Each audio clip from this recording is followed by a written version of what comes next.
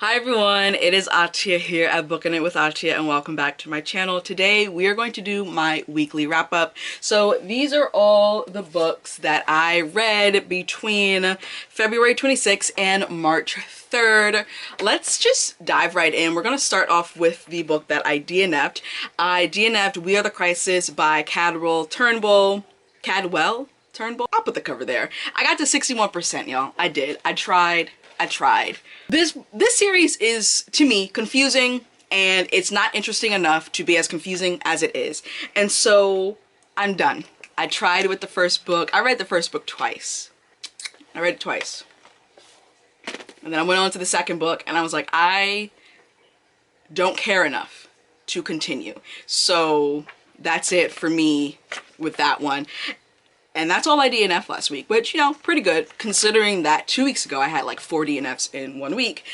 Then let's hop into the books that I finished. First up is 3 Keys by Kelly Yang. This is the second book in the Front Desk series. We follow Mia, her family runs a motel with a bunch of other people, and in this one we really get to see the discussion of immigration and xenophobia really at the forefront.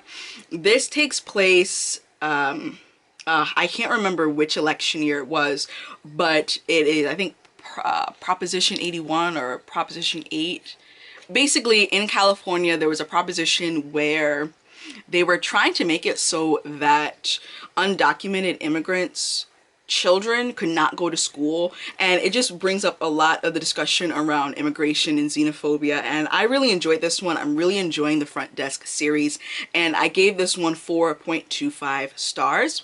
Then we have The Glass Thief by Gigi Pandian. This is the 6th and I believe final book in the Jaya Jones Treasure Hunt Cozy Mystery series. This one follows Jaya as she goes to both France and Cambodia, and her favorite author has contacted her to find out, like, hey, can you help me with like this new series, well, not new series, but the new book in this series, and it's all about this mysterious statue that goes missing after these impossible deaths happen in this really famous family, or this really wealthy family, that seemingly were done by a ghost. And so it follows Jaya just going to different places, you know, as Jaya does.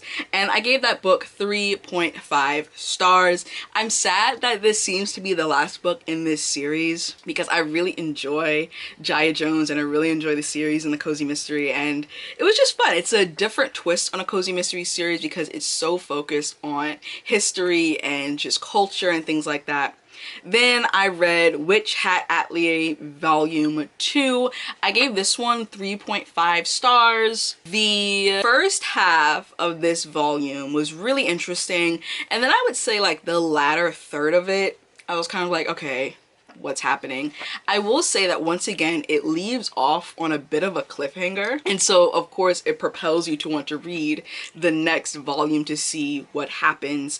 But if you don't know, the Witch Hat Atelier series is a manga series that follows a girl.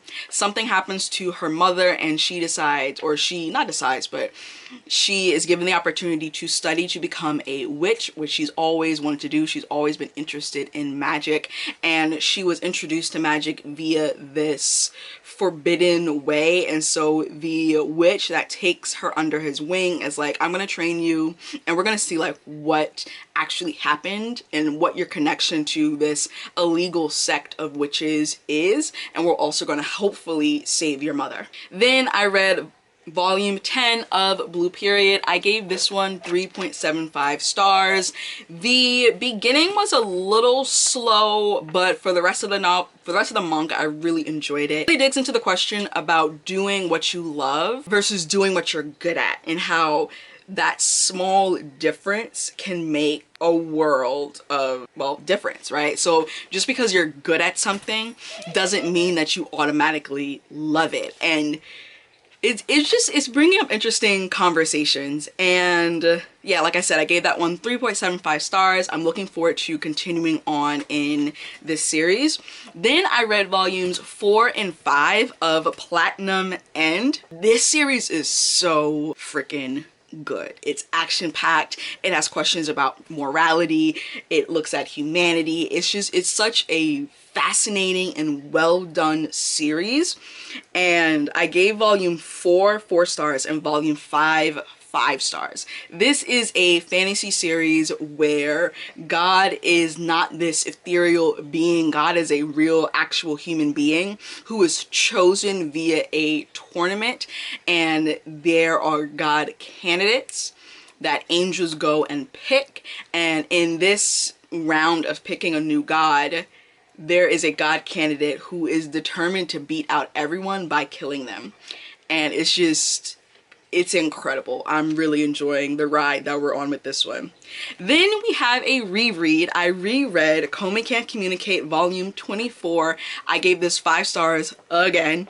This follows Komi. She has a communication disorder. She is neurodivergent. She has trouble communicating and speaking, and we follow her journey through high school trying to make 100 friends and gain the ability to communicate better than she did at the start of high school.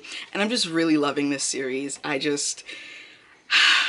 I love it. I really do. Next up, I read volumes 10 and 11 of Flying Witch. This is a contemporary fantasy series that follows a witch in training who is living in the countryside with her cousins, and this follows their daily adventures. And I gave volume 10 5 stars and volume 11 4.5 stars, and I'm looking forward to hopefully getting my hands on volume 12 to see where this story continues. Next up, we have a new to me manga series. I read volume 1 of Our Dreams at Dusk. This follows a young boy, well, not young, but he's in his first year of high school, I think. I don't know. And I just forgot his name, but he is grappling with the fact that he is gay, and he's dealing with bullying at school, and it becomes too much, and so he decides that he wants to take his own life. But before he can, he sees this ethereal being jump off a cliff and essentially fly, and he's trying to find this person to make sure that they're okay, and he ends up at this drop-in center and just comes in contact with different types of people, and it becomes a place of refuge. I gave volume 1 5 stars, and I'm already looking forward to volume 2. Then we have 2 picture books, and I already returned it to the library, but I will insert some footage of some of the pages. We have Bedtime Bonnet. This is all about a little girl and her family and all the different ways in which they take care of their hair at nighttime. The little girl's bonnet disappears, and she's trying to find it, and it's her going to all the different people in her life and asking them as they're getting ready for bed, have you seen my bonnet? Have you seen my bonnet? It was fun. It was wholesome. I really enjoyed it, and I gave it 4 stars. Then we have My Brother Charlie. This is about a little girl who has a twin brother, Charlie, who is on the autism spectrum, and just the different ways that she interacts and he interacts with her, and all the different ways that Charlie shows love, and basically just them being twins and loving on each other and interacting and living life. And I gave My Brother Charlie 5 stars. Next up, we have Asadora Volume 3. This is a historical scientific horror manga, which is a mouthful, but it is so worth it. I've talked about this in previous wrap-ups, so I'll try to give a shorter synopsis. There is a typhoon that hits Asa's village and essentially decimates it, or not decimates, well actually it does. It puts it underwater. She leads this rescue effort with an older gentleman, and it's not exactly what they seem. There is some possible thing out there that might have actually been the cause of the typhoon, and that's all I want to say about it because I don't want to spoil it. And I gave volume 3 4 stars. Then the last thing that I read last week was actually a contemporary romance. I read Game On by Ceresia Glass. This I'm not going to tell you about or give my thoughts because it is part of a vlog project. So to find out more about this and what I think about it, you just have to be on the lookout, which is then when I tell you to hit the notification bell so you're notified every time I release a new video. Now let's jump into what I made progress in last week. I started Luca by Gray Huffington. This is a Black urban romance about a woman. Her name is Ever. When we meet her, she is fleeing her abusive husband with her 2 young daughters. And then we have the love interest, Luca. He has recently gotten out of prison, and it is them just kind of finding, how do I say this? They come into contact with each other because Ever's best friend Lyric is Luca's little sister. When Luca gets released from prison, Lyric asks Ever to accompany her to pick him up from the prison, and that's how they meet, and there's an instant connection. It is so good. I'm really enjoying it. I'm also reading The Edge of Midnight by Beverly Jenkins. This is a romantic suspense novel about a woman, Sarita, who she is tasked with stealing some diamonds because the center, the community center that she runs, is in danger of being closed down. And so the local drug dealer, I guess, is like, hey, I'll give you the money to stop the eviction, but I need you to steal some diamonds for me. And she's like, okay, I guess. As she's stealing the diamonds, however, this really rich dude, Michael, catches her. And she ends up fleeing, but later on, he needs a wife because the ladies just keep like chasing after him. He's not able to get any work done. He needs a wife. He asks his half-brother if he knows anyone. And the half-brother's like, yeah, I do know someone. In walks Sarita. And so it is truly like this enemies to lover fake marriage situation that I'm absolutely eating up. I have read maybe 5 historical romances from Beverly Jenkins, and I've absolutely loved every one of them. So when I found out that she had a romantic suspense, I was like, this is right up my alley because I really do enjoy romantic suspenses. I'm also reading Promise by Rachel Eliza Griffiths. This one I am about 30-something% of the way through. This is during the civil rights era. It follows 2 sisters as they're growing up, and it's historic, well, yeah, it's historic fiction, duh. And I just really loving the writing. Oh my goodness. I have this book out from the library, and like I said, I'm only 30% of the way through, but the writing is so gorgeous, and I love what it's saying about Black girlhood and growing up, and just like the shame that I went ahead and I ordered myself my own copy. So it should be here in a day or 2, and then I can start like really annotating it up and just really just sinking my teeth into it. But I highly recommend you go check that out.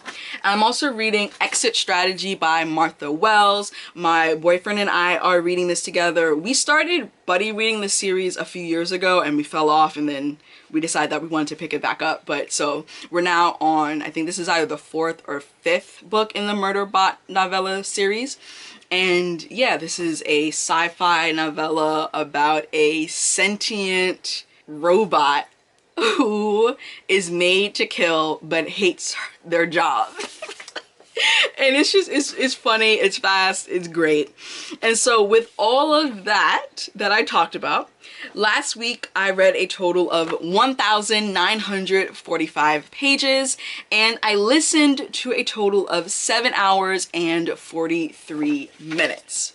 So I did pretty well. It was a pretty solid week. Not too heavy on finishing any novels, but I did get through, or I did make a lot of progress in novels, so that's also something to contend with. But if you like this video, make sure to give it a huge thumbs up. Comment down below, what did you finish reading this past week? Make sure you are subscribed and that you've hit the notification bell so you're notified every time I put up a new video. All of the links to my socials, my Pango Book storefront, my Etsy shop, everything is down below in the description box. And I will see you in another video. Bye. Showing. I ain't living for the moment. I see what's mine and I want it. Hungry like a Pac-Man.